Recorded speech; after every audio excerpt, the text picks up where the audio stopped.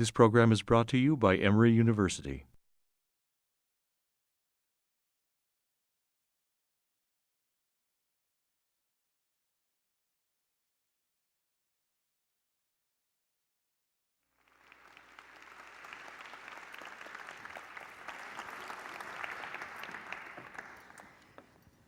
So we're celebrating the opening of Salman Rushdie's archive this weekend. It's a wonderful literary and political event, and so many of us are aware it doesn't seem so very long ago that none of us were quite sure whether he or the archive would emerge into daylight. And since for today the only subject is love, I'd like to begin by talking a little bit about your friendship with him. I've noticed in reading through some of your work, both in print and on television, that he appears in a great deal of it. And I've also noticed the affection and respect with which you write and speak about him. So can you tell me a little bit about how you met and a little bit about the course of your friendship? Yes. I can. Lovingly, I can. Well, I knew him in a way before I met him because everyone of my age had read his magnificent novels about the simultaneous liberation of and amputation of his homeland. The price of its freedom was a mutilation, a partition. Subject which interested me anyway, but I'd never seen verbalized or fictionalized in that way before. And so we actually met in a place in London called Notting Hill, now made famous by the revolting winsomeness of Hugh Grant. Hugh Grant's movies, right. But actually better understood as the great HQ of the Caribbean population of the United Kingdom. And there's an annual carnival where there's a steel band competition and various other less Hugh Grant-like events. Right. And at a rather funky do, I met the future Sir Salman Rushdie, looking less like a person liable to be knighted by Her Majesty the Queen than anyone I'd ever seen. And we babbled on. We had a slight disagreement even then about, again, about India, about partition. He hadn't particularly liked Paul Scott's novels, and even less, I think, had liked their dramatization on Masterpiece Theatre. And I thought they were better than that, and we had a little disagreement there. But I could tell that he was a real original. And when I asked him, I shouldn't take too long over this, but I asked him later for a little blurb for a collection of essays I'd written, which included the Paul Scott one, which included a slight attack on him. And the blurb said that, with the exception of some unpardonable foolishness on pages 1 to... This is quite a good book, and That's so forth. right. And then, I guess we can't not do this, so we might as well do it economically. Yeah. Anyone here who thinks what they were thinking on 9/11 should try and think what I was thinking on St. Valentine's Day, 1989. In other words, a confrontation between, a direct one, a very violent one, between everything I hated, because I think hate has to take part in this conversation, Absolutely. versus everything I loved. And if you want, I'll tell you which the two things are. You must. Well, under hate, boringness, and its counterparts, religious intolerance, literal-mindedness, the view that you only need one book. And not only that, you can only read it one way. The unbearable tedium of that. Backed up by ill-tempered authoritarianism. The open offer of money in his own name by a theocratic fanatic for the just a born murder of someone who was writing a novel in another country, who wasn't even an Iranian citizen. I mean, that, I thought, okay, in every generation there is a defined confrontation for those who favor free expression over those who don't, and this is the one for our time. Right. By the way, almost all the famous confrontations over this in history have been on the matter of blasphemy, ever since the trial of Socrates. Or Galileo. Go through it, you'll find all these confrontations are to do with whether or not you can use Holy Writ for literary purposes. Right. So, I feel I hadn't lived this long not to know a confrontation when I saw, and I thought, not only is this something that calls upon me in any case, but it involves defending someone who's become a friend and who is a literary genius. So I thought of it in a way, he couldn't have said this, I thought of it as almost a great opportunity, almost as if I was lucky, a sentiment he couldn't very easily Readily echo. agree with, yes. I forgot to say which bits I loved. I was waiting for that. Well, in contradistinction to the literal mind, the Aztec face of the stupid certain person, the person who already has all the information they need. Irony, without which life is impossible. Yeah. Irony is the gin in the Campari. It's the cream in the coffee. It's not thinkable to do anything without it. Irony, love of literature and language for its own sake, explorations of same across frontiers and boundaries, the right of the individual to conduct literary activities in his or her own way and for their own sake, freedom of the press, the First Amendment to the United States Constitution, very important amendment, rightly the first one, other things like that, worth fighting for and worth saying they command one's love as well as one's respect. I'm struck by two things. The first is the way you make the connection between freedom and mutilation in your earlier comments. One of my most compelling memories of Salman was when he was under fatwa, and Bard College, where I used to teach, invited him to be the graduation speaker. And no one knew who the graduation speaker was going to be. And it was a month of quiet and murmuring amongst all the undergraduates. And there was lots of speculation, and it was this wonderful educational moment where the students had to figure out who needed to be so quiet. And then they were all gathered in the graduation dinner, and Salman walked in quietly, completely unobtrusively, and the whole place lifted up and burst into applause. And it was a really interesting moment for everybody. Because one of the things he mentioned when we hosted him, he was still under fatwa, was the price for the fatwa. Of course it was fear, of course it was anxiety, but it was most importantly boredom. That much of his time under fatwa was boring.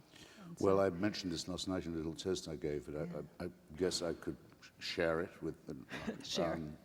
He did tell me once that he was not really afraid of the death squads. Right. So much though they had killed, and don't forget, they'd killed one of his translators, they'd very badly injured and mutilated another, and shot another one, a Norwegian, William Nygaard, 3 times with a high-velocity rifle in the back and left him in the snow, thinking he was dead. So it was no joke. But he said he was more worried that the experience of having to be constantly on guard, moved around, just distracted, replying to abusive nonsense written about him in particularly the English press and elsewhere, would kill his ability to write. He was afraid they'd murder that. Right. Right. So that's why one of my favorite novels of his is The Moor's Last Sigh, El Ultimo Suspiro del Moro, which, as well as being a great tribute to the cultural synthesis between Islam and the West that took place in Andalusia, quite a generous subject in the view of the Turks, was also marvelously, almost musically written, and showed no, they couldn't kill him as a writer either. And I'm also struck So by... fuck them, as it were. Right. The expression may be allowed. Yes, absolutely. I'm also struck by what you said about irony. I was in a conversation with a theologian once who, in thinking about postmodern understandings of irony and so on, said there are very many things he might give his life up for, but irony was not one of them. And my response was, probably the first thing I would give up my life for would be irony. Don't you think that's a bit literal? Yes, it is indeed a bit literal. On your part? Yes, of course. Still, I admire the sentiment. I must Yes, say, absolutely.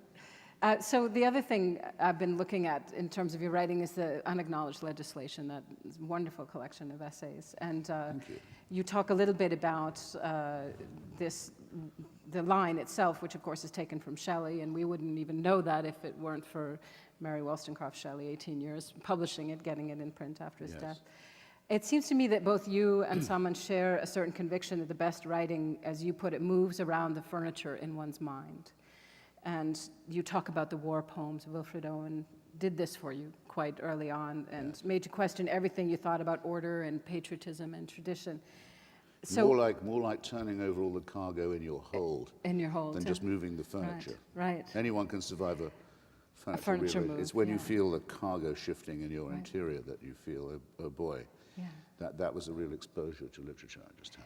So is there anyone, I mean, I know you've taught at the New School, you've taught at Berkeley, and you've worked with students, and is there anyone writing today who you would suggest for young readers here who might have had the same effect on these readers as Owen did for you? Well, I think they should read Wilfred Owen. And in particular, they should read Dulce et Decorum Est, the poem that first arrested me, Right. which became part of the basis for Benjamin Britten's War Requiem. Right. There's no reason not to read that. I mean, the First World War was as remote to me as it probably is to anyone here when I read it. It will always be not something outside my generation experience. But if you don't know what happened in the First World War, you don't know why we are still in the crisis of civilization to which it led, which is still going on. And the poetry of that war is the specially sensitive register of what a tragedy it was. I can, in fact, recite Dulce et Decorum Est, but I don't know if we have time. The problem is that I still usually can't do it without becoming slightly moist, which might be embarrassing all round. But it's absolutely up to anyone you. All right, I will do it. I think you should. Why not? Why not? Okay.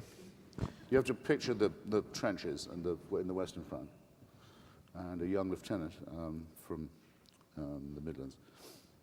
This is bent double, like old beggars under sacks, knock-kneed, coughing like hags.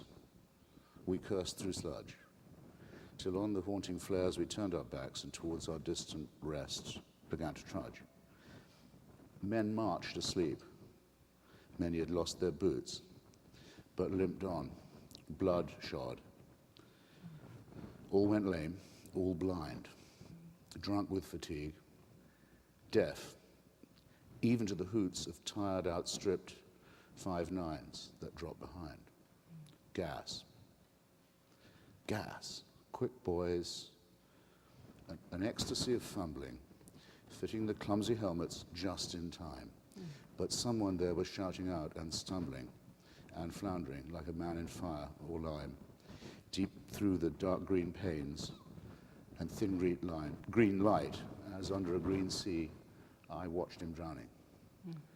In all my dreams, before my helpless sight, he plunges at me, guttering, choking, drowning. If, in some smothering dream, you too could pace behind the wagon that we flung him in and watch the white eyes writhing in his face, his hanging face, like a devil's, sick of sin. If you could hear at every jolt the blood come gargling from the froth-corrupted lungs, obscene as cancer, bitter as the cud of vile, incurable sores on innocent tongues, my friend, you would not say, with such high zest, to children, ardent for some desperate glory, that old lie, dulce et decorum est, pro patria mori. So, Thank you.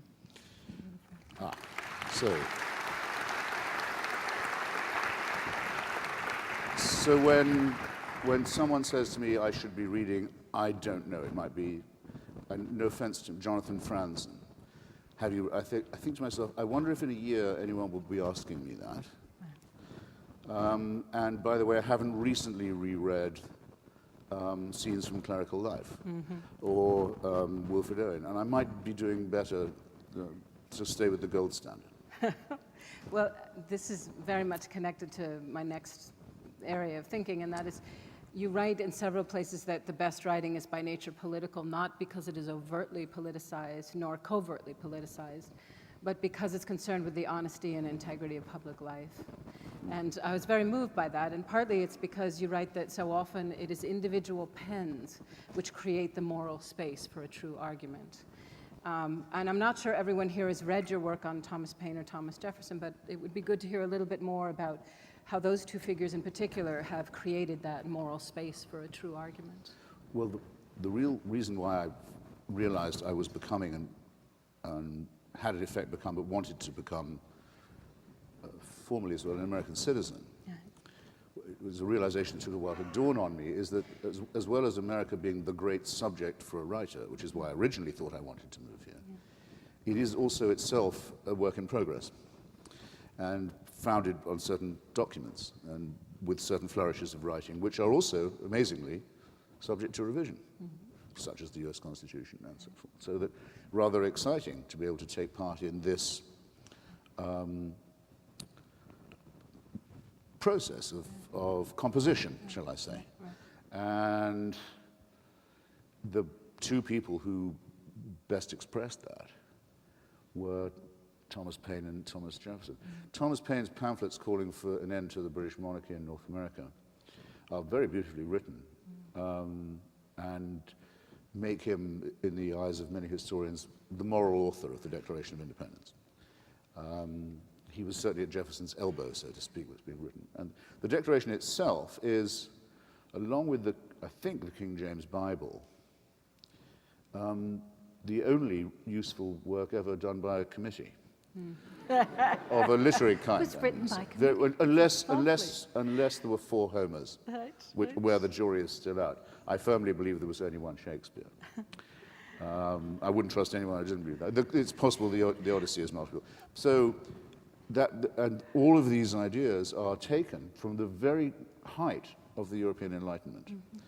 It really is true. Gatsby was right, or Fitzgerald was right. You meet a new country that finally stands equal to the human capacity for wonder. And you can start again. And you're starting again with John Locke, and Thomas Paine, and David Hume, and the first generation also where printing presses make ideas of this kind possible for ordinary, as we dare to call them, ordinary people to read. The self-educated artisan becomes an actor on the stage of history.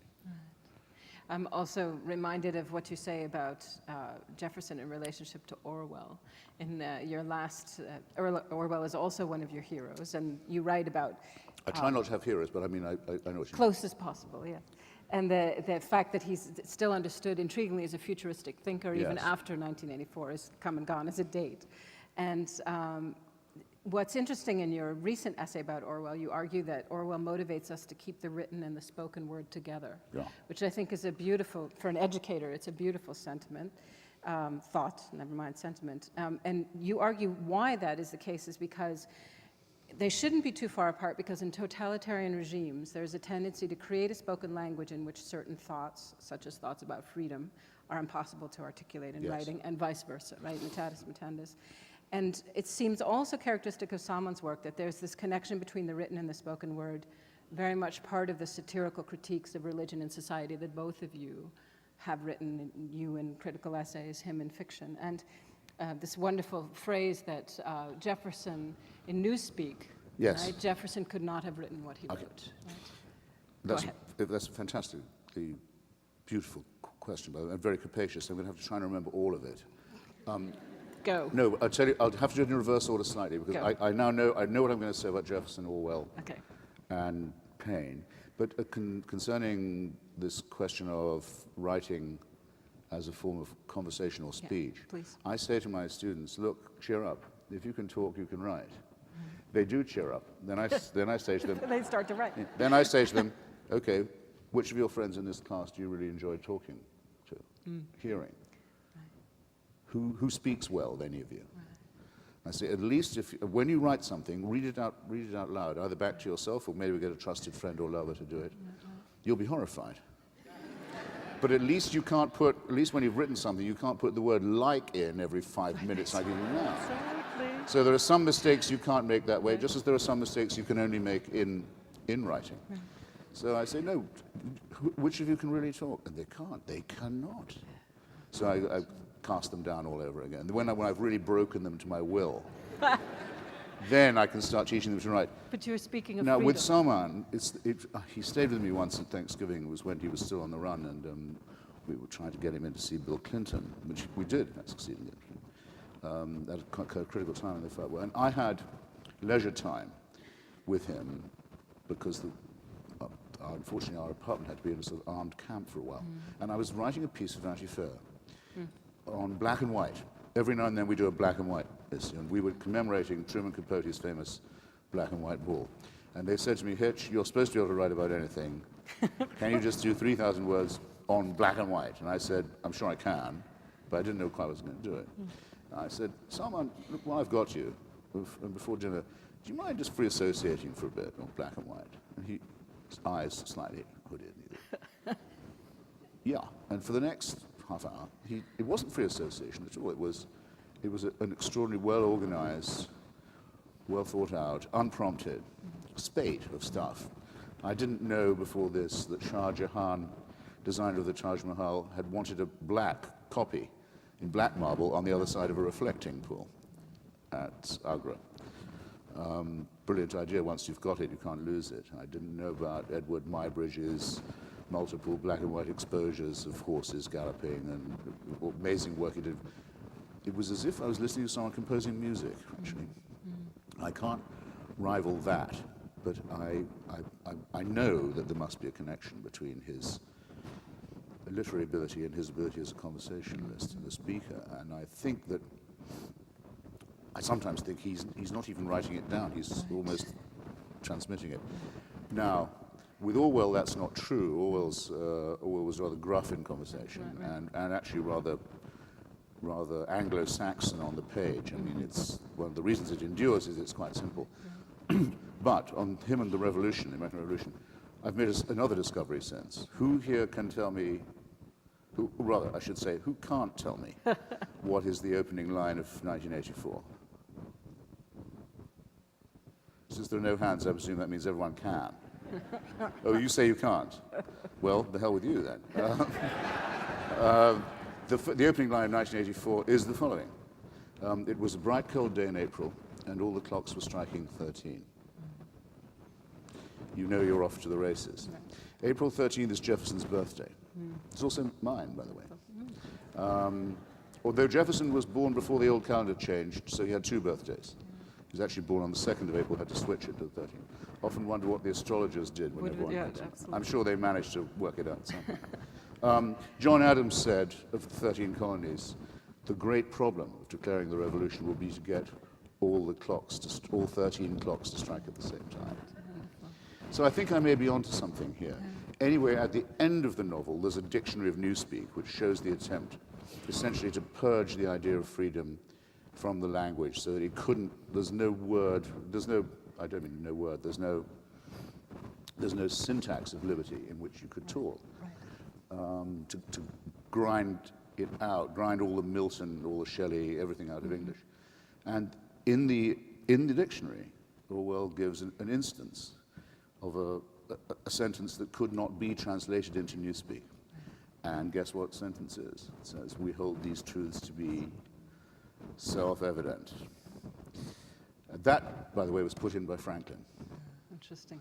Yes, Franklin crucially firmed up Jefferson on this point. Jefferson said, we hold these truths to be, something like that, but Frank said, don't you think self-evident would go well there? They thought, yes. Writing by committee, in other words. Yeah, that's why committee writing is better than you think. I think also what you're reminding me of is something very important that I know has come up in your recent writing, and that is the question of self-censorship and the effect of a kind of Newspeak idea. I'm writing a book now on scholars of religion who, well-intended though they may be, have profoundly insulted the communities about which they're writing. You would like many of them. And one of the things that's so interesting about each of them is their narratives after this happens to them is there's a question of self-censorship that immediately comes in. And I think, therefore, thinking about the relationship between the written and the spoken word again, it's ways in which we imagine ourselves speaking something and yet we dare not write it. And that's what happens in self-censorship with so many writers.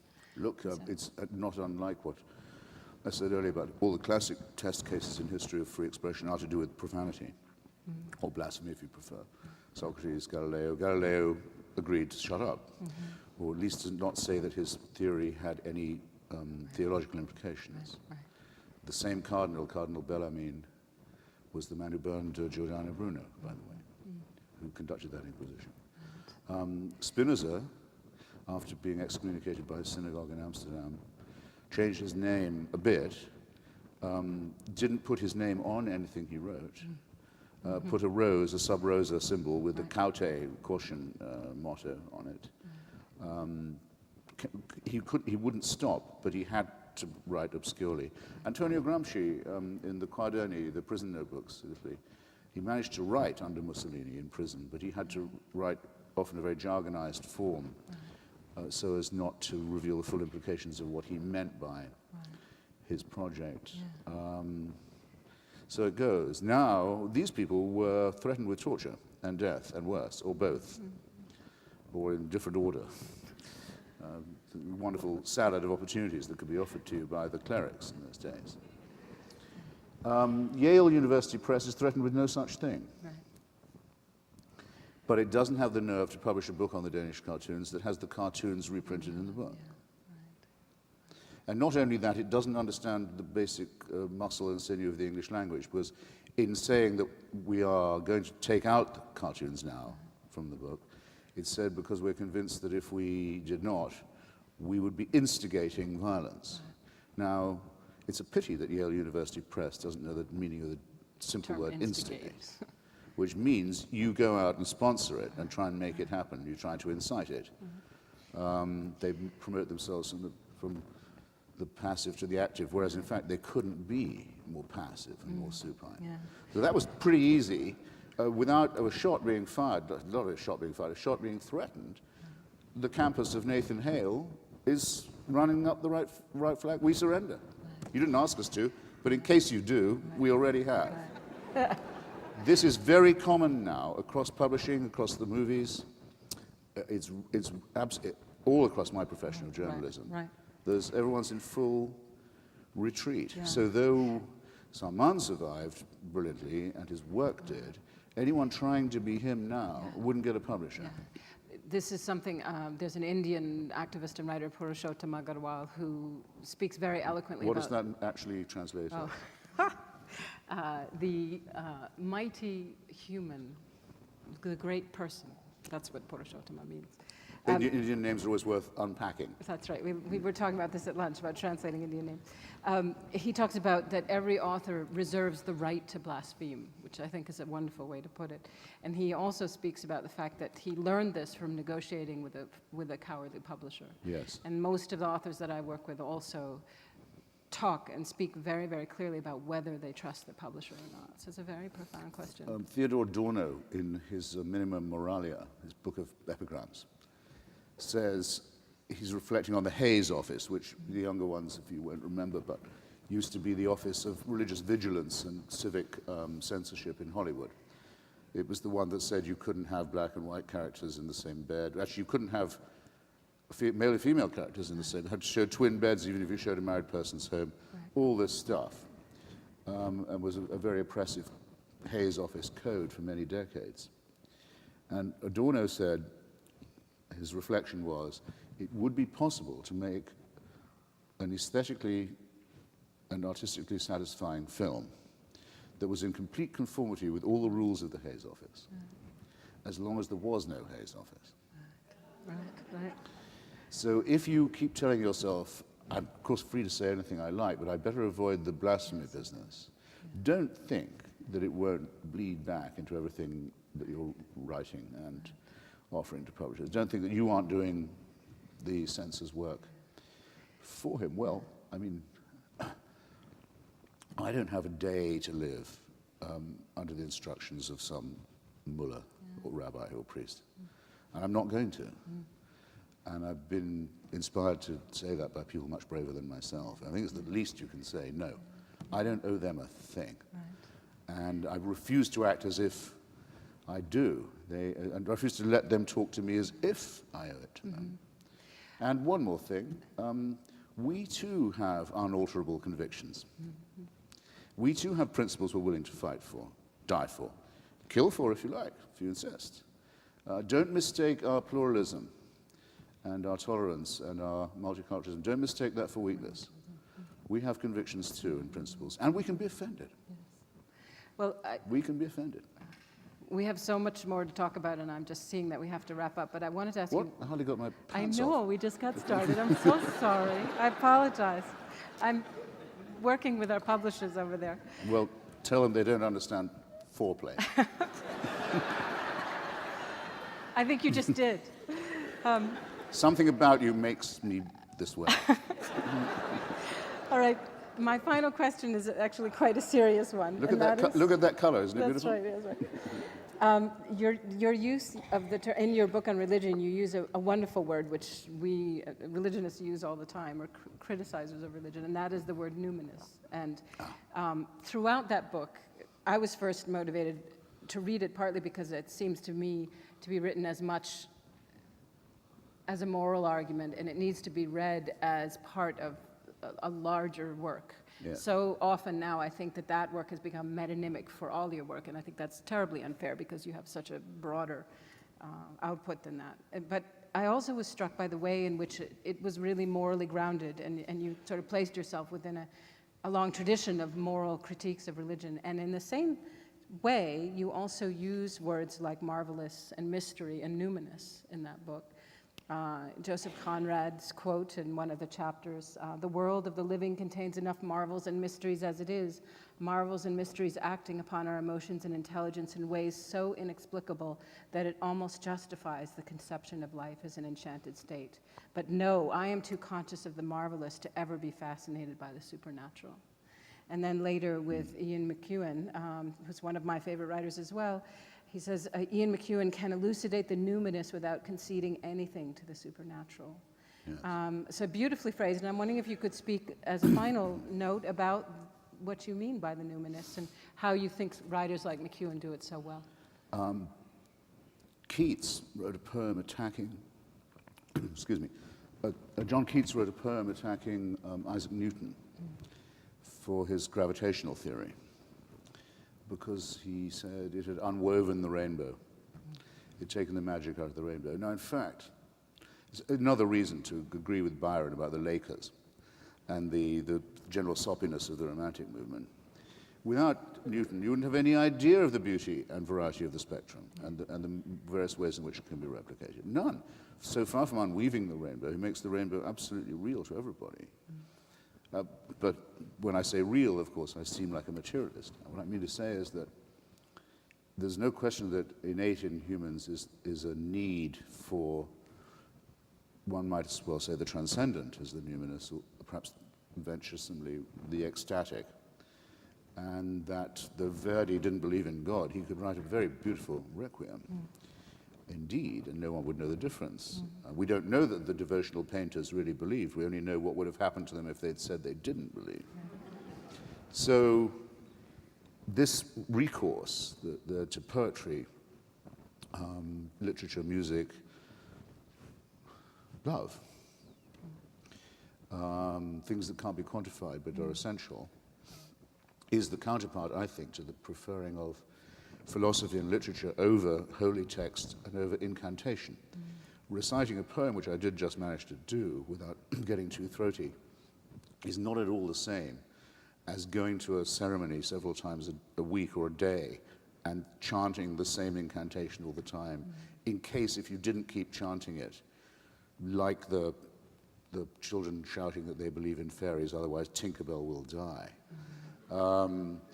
That if you stop incanting it, you might stop believing it. This is a pathetic way to live. You have all these opportunities for mental and aesthetic adventure, and you would exchange that for faith and for one book read in one way. I don't think so. If you take a page of Stephen Hawking on time, it's more beautiful than many a stained glass window, I would think. The Darwin on Beetles alone, as he says, there is grandeur in this view of life, the amazing struggle, the amazing continuous life force that's involved in it. And the irony. Giving one's life up for. Yes. Indeed. I mean, as my great friend Lawrence Krauss says, a great, fantastic physicist, probably the next Nobelist in physics, given a brilliant talk on the answer to the simple-minded question, why is there something, not nothing? He said, everything comes from nothing. The quantum gives you something out of nothing all the time. There's a whole universe of nothing. But take heart, he said, everyone sitting here is made out of stardust. Isn't that magic enough for you? Every element of which you're composed is starry. Never mind Jesus of Nazareth. Stars had to die so you could sit here. Isn't that a bit more awe-inspiring than the burning bush? On that note, For I'm Christ's afraid. sake. So, Which is for peasants to gape at. So, I would say that Salman is one of the great examples of how music, poetry, literature, conversation, irony, and the thing that makes it all possible, which is a certain amount of fortitude, moral and civic. Who would exchange that for a text at which you're only allowed to gaze in reverence? we were just talking at lunch, and I'll end here, about the fortitude that it takes to create and display an archive and confront one's own history in a particular way. Congratulations to Emery for that. And, Let's hear that. Absolutely. Well done. And the connection between an archive and love, I think, is a wonderful one to think about. And I'm reminded of Paula Cooey's novel, The Archivist, where one could say that the main character's archival work is motivated by a kind of love of the records. And her human love, her relationship, is in turn inspired by a kind of archival mystery of who the author is of a particular poetic text. And I love this novel for that very reason. And so I want to thank you for making the connection for us between the human archive and moral critique and love that you've done in your work. And because today the only subject is love, I want to thank you for your friendship to Salman Rushdie, who I'm quite sure could not have emerged into daylight, archive intact, without his friends. Thank you. Well, love you too. Thanks. The preceding program is copyrighted by Emory University.